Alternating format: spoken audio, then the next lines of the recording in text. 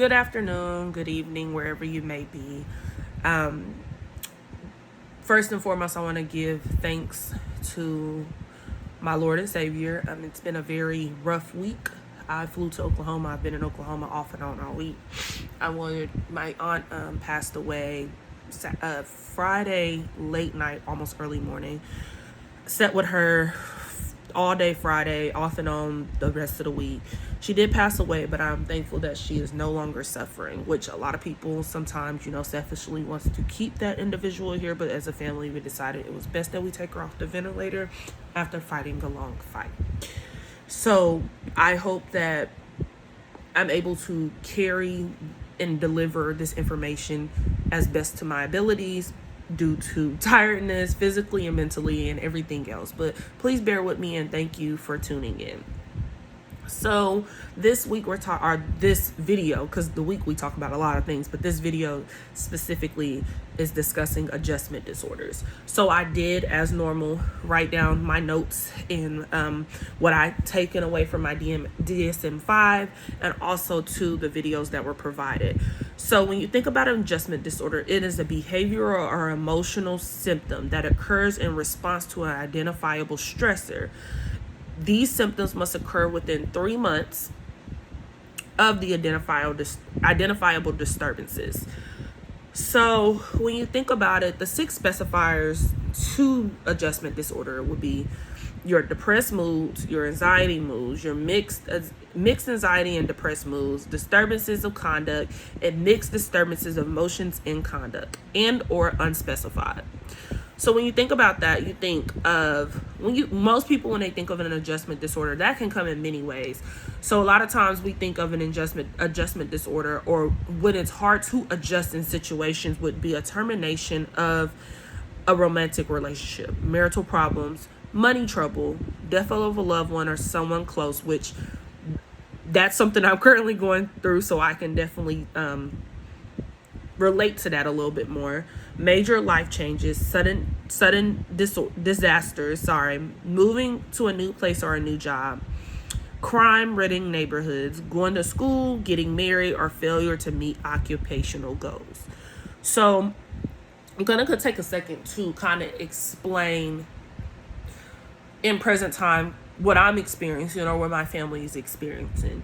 The day after my aunt passed away, my mother called my cousin, which is her first cousin, which is my second cousin, to just check in. And something that, because I kind of looked at it on Saturday yesterday while I was sitting there with my family trying to do my homework, and she said her words were, "I thought this was my mom calling," because she usually calls around this time. And I wasn't exactly on adjustment disorders yet. I was just, looking at what was due and did I have an extra few days. But as I was doing this assignment, I realized that she has to adjust in so many ways. Now, is she diagnosed with adjustment disorder? No, but her life has turned around. So if you think about that, 6 months down the line or 3 months down the line, is she still suffering and experiencing? If she was to say, okay, I'm not okay and I'm depressed or whatever it may be, and she goes to see her doctor, and let's just say they send her out to a specialist or a provider at a mental health agency, these are some questions. Let's just say they were trying to diagnose her. These would be some questions that they would ask her. What has recently happened in your life that you feel like has altered or you have to adjust to? And that would be one, losing a loved one.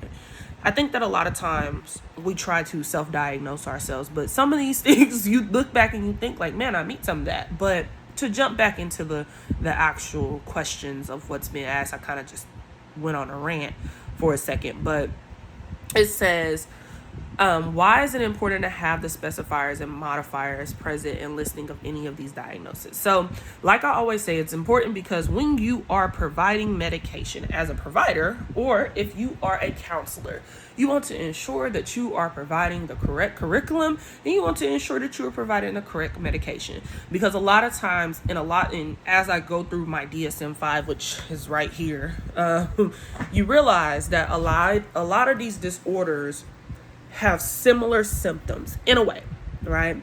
I know last week we talked about anxiety and depressive disorder, MDD, and all these things. And you sit back and you look at these disorders and you say, wow, like a lot of them kind of go hand in hand, like they're in the same family.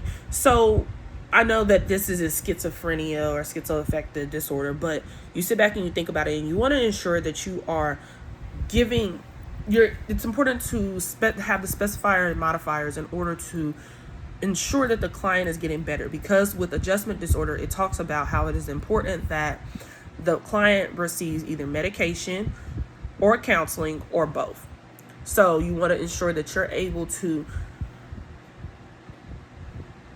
be proactive and not reactive with the client, because a lot of times, as you see, specifically with me being a caseworker all the time, I see that the disorder that they were diagnosed with may not be exactly what's going on. And I know I'm not a counselor, I'm not a provider, a future therapist, hopefully. I'm speaking into existence, but I sit back and as I read my DSM-5, I'm like, clients present every day, and I'd be like, I don't know if that, but who am I? And also too, I don't want to step on anybody's toes. So I think that's very important that we are able to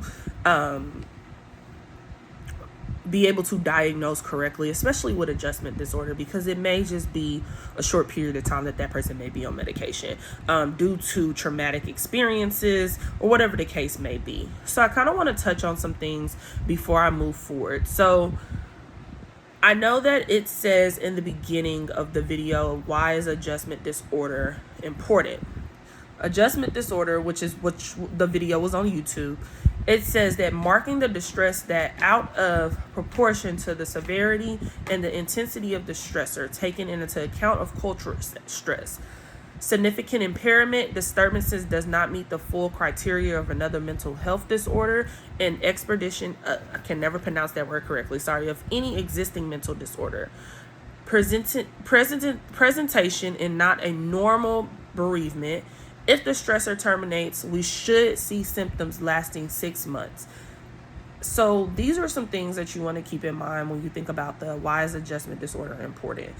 The adjustment disorder, everything you should know. So that's kind of what I just went over, the basics of adjustment disorder and the 6 specifiers, and then also to, what the DSM-5 indicates for the disorders and situations that may occur. Now, adjustment disorder, it could be a period of time, not long.